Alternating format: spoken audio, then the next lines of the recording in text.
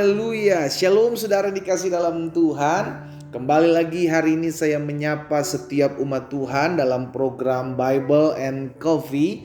Saya rindu melalui program ini setiap umat Tuhan boleh terus dikuatkan, diingatkan akan janji Tuhan dan terus mengalami kuasa, karena saya percaya dunia di mana kita hidup juga menawarkan hal-hal yang seringkali membuat kita jauh dari Tuhan. Dunia menawarkan kekecewaan, dunia menawarkan sakit hati, dunia menawarkan kepahitan, dunia menawarkan jalan-jalan pintas, sehingga akhirnya kita sadar kita perlu firman Tuhan. Dan saya rindu biarlah melalui program ini setiap kita umat Tuhan terus diperlengkapi untuk terus mengalami kemuliaan Tuhan. Haleluya. Mari saudara yang dikasih dalam Tuhan, kita kembali akan merenungkan firman Tuhan.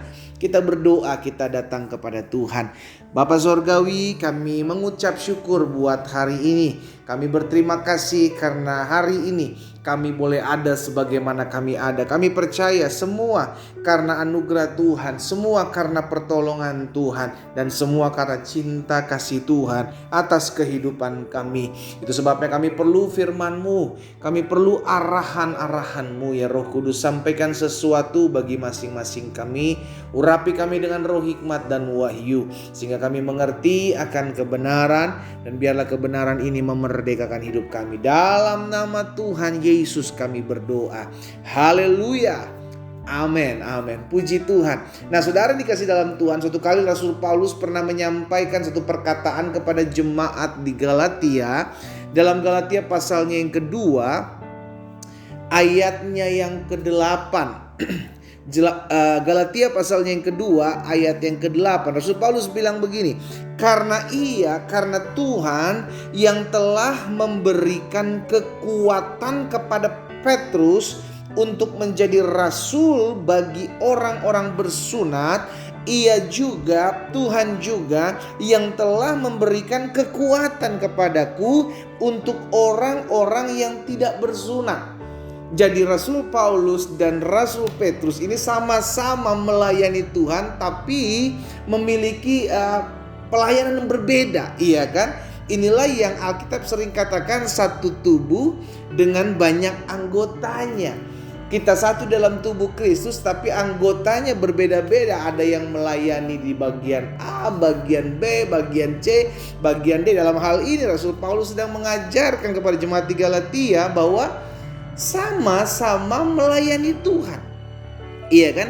Rasul Petrus melayani Tuhan untuk orang-orang yang bersunat, tapi Rasul Paulus melayani Tuhan untuk orang-orang yang tidak bersunat, tapi sama-sama diberikan kekuatan.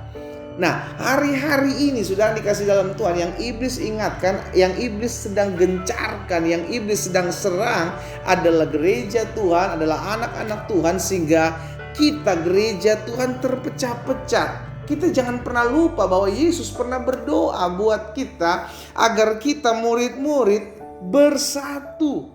Iya kan? Menyadari akhirnya panggilan kita berbeda-beda, tapi jalannya satu, yakni jalan kebenaran dan hidup.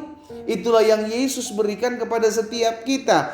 Tuhannya satu. Iya kan, caranya berbeda-beda, tapi intinya kita nggak boleh menyerang orang lain, kita nggak boleh menghakimi gereja lain, kita nggak boleh menyudutkan pelayanan lain, karena kita percaya setiap kita adalah panggilan kita masing-masing.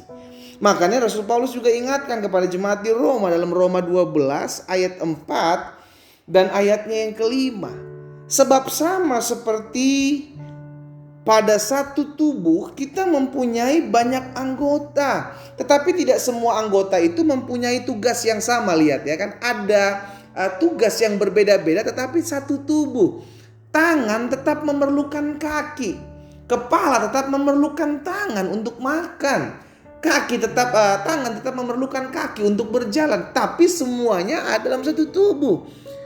Demikian juga ayat yang ke-5, kita walaupun banyak adalah satu tubuh dalam Kristus, tetapi kita masing-masing adalah anggota yang seorang terhadap yang lain. Jadi saudara dikasih dalam Tuhan, akhirnya kita menyadari setiap kita mungkin punya panggilan yang berbeda-beda. Ada yang melayani dunia sekuler, ada yang melayani full time, ada yang melayani sebagai seorang gembala, ada yang melayani sebagai seorang pelayan gereja. Saudara dikasih dalam Tuhan, apapun panggilan kita, siapapun kita, ingat, kita tidak boleh terpecah-pecah. Kenapa iblis atau setan mau kita terpecah-pecah? Sehingga gampang nyerangnya.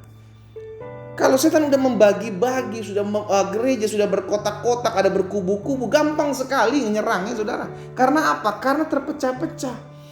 Ada yang kepahitan dengan pengerjanya, ada yang kepahitan dengan jemaatnya, ada yang kepahitan dengan gembalanya. Akhirnya apa? Ribut, saling serang, saling tuding, saling menjatuhkan, saling menghakimi. Nah, disinilah iblis tertawa.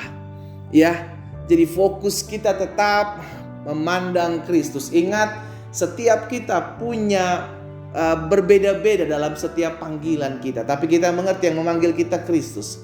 Satu Allah kita. Itu sebabnya Rasul Paulus juga pernah menyampaikan kepada jemaat di Korintus dalam 1 Korintus 3 ayat 6 dan ayat yang ke-7, ketika jemaat di Korintus mulai terpecah-pecah. Iya kan? Rasul Paulus bilang kepada jemaat Korintus dalam 1 Korintus 3 ayat 6 dan ayat 7, aku menanam, Apolos menyiram, tetapi Allah yang memberi pertumbuhan.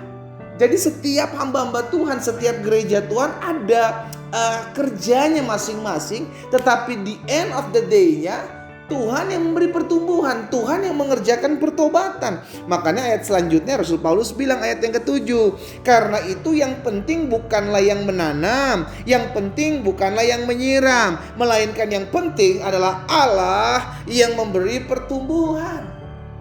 Iya kan? Saya ajak setiap umat Tuhan, mungkin kau hari-hari sedang kecewa dengan hamba-hamba Tuhan, kau sakit hati terhadap pelayan-pelayan Tuhan, kau kecewa terhadap gereja Tuhan. Mereka semua adalah makhluk yang tidak sempurna. Kita semua manusia yang makhluk yang tidak sempurna. Karena itu jangan fokus kepada manusianya. Itu yang Rasul Paulus ajarkan. Jangan fokus kepada Paulus, jangan fokus kepada Apolos. Fokuslah kepada Allah yang memberi pertumbuhan. Tapi biar bagaimanapun kita menyadari kita mesti tertanam di gereja lokal. Kita mesti bertumbuh di gereja lokal. Dengan cara apa? Menyadari bahwa setiap kita punya tanggung jawab masing-masing. Tidak saling serang, tidak saling menghakimi, tidak saling menjatuhkan. Oh, pelayanan saya yang paling hebat. Oh, gereja saya yang paling rohani. Oh, hamba Tuhan saya yang paling dahsyat. No, kita semua satu tubuh. Kita semua anggota-anggota tubuh Kristus. Dan Yesus pernah berdoa buat setiap kita agar tidak ada perpecahan, agar ada kesatuan. Karena di mana ada kesatuan, di mana sana ada kesatuan, sana ada berkat-berkat Tuhan. Di mana ada kesatuan, di sana ada kekuatan. Di mana ada kesatuan, di sana ada jiwa-jiwa dimenangkan.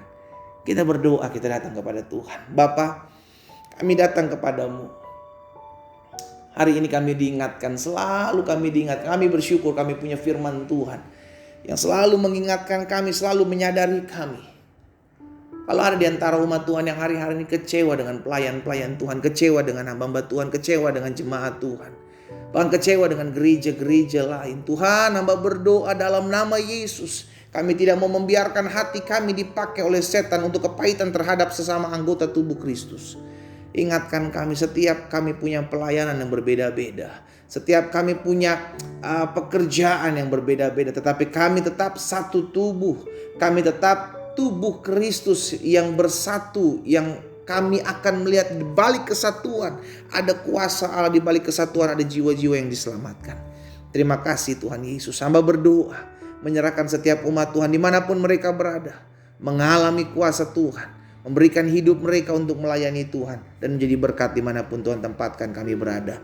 Hamba berdoa buat yang sakit juga, Tuhan jamah dan sembuhkan. Hamba berdoa buat mereka yang berbeban berat, Tuhan berikan pertolongan, Tuhan berikan kelegaan.